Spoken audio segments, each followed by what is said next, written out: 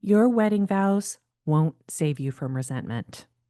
I know that's not what the wedding industry wants you to hear, but as a relationship coach specializing in premarital support, I need to tell you the truth.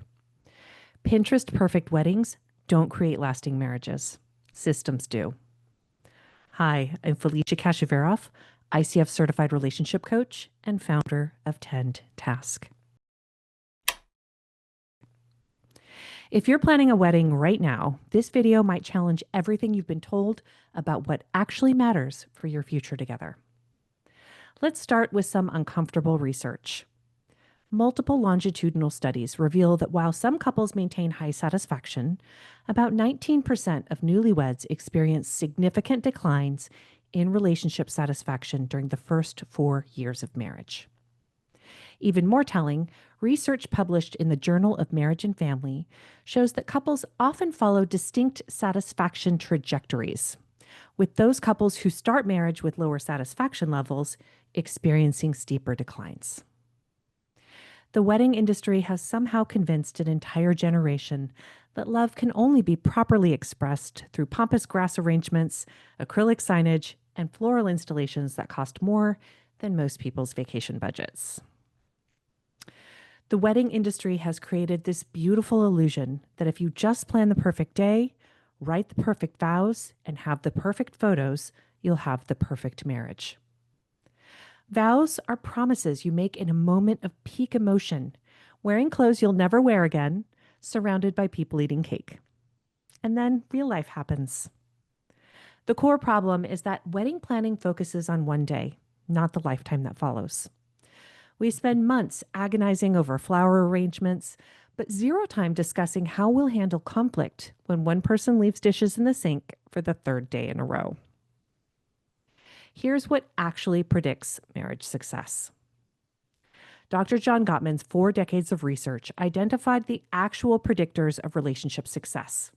And spoiler alert, none of them involve the color scheme of your reception tables. What matters is your ability to turn toward each other instead of away during everyday moments. It's how you handle the stress of merging 2 different ways of loading the dishwasher. It's whether you can navigate the inevitable moment when someone's mother has opinions about your life choices. Systems over vows. That's what creates lasting partnerships. Let me give you 2 specific examples. First, successful couples develop conflict repair systems during their engagement. This isn't about avoiding arguments. It's about having a roadmap for getting back to connection when things get heated. Because they will get heated, probably over something as mundane as whose turn it is to take out the trash. Second, they create decision-making frameworks before they need them. Who handles what in your partnership? How do you make big financial choices?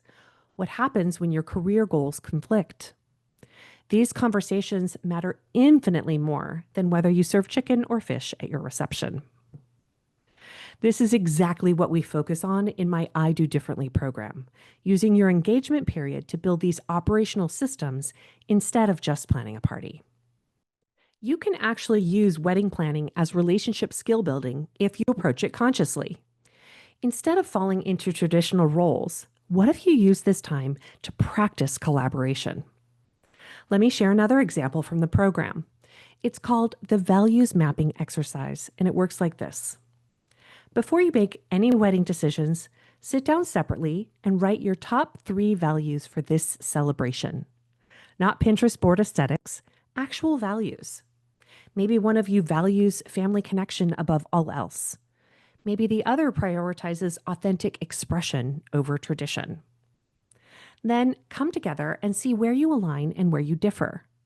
This isn't about compromise. It's about understanding each other's why behind the preferences.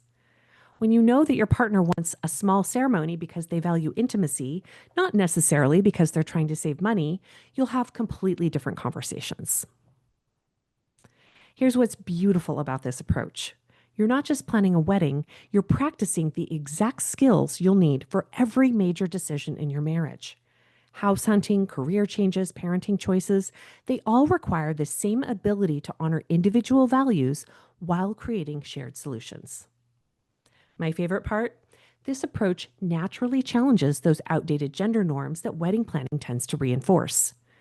When you focus on what's below the surface instead of traditions, both partners get to contribute authentically to the end product, instead of playing the roles society has assigned to them. So, here's what you can do this week, whether you're newly engaged or deep in planning mode. First, have the values mapping conversation I just described. Seriously, pause this video and do it tonight.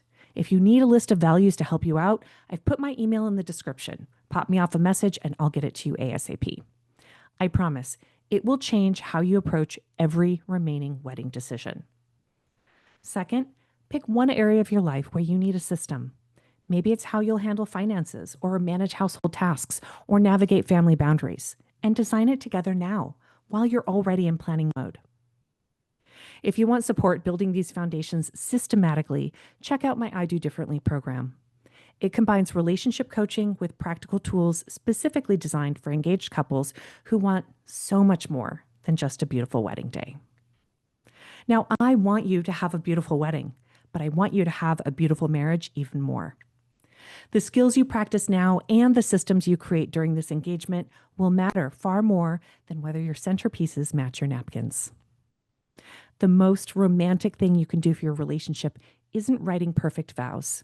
It's actually living them out for years to come. Building a partnership so strong that you'll still be choosing each other when the flowers have wilted and the dress is in storage. If this resonated with you, I'd love to hear about it in the comments. What's one wedding planning assumption you're ready to challenge? And don't forget to subscribe for more relationship insights that go way beyond the wedding industry fluff. Thank you for watching, and remember, you've got this together.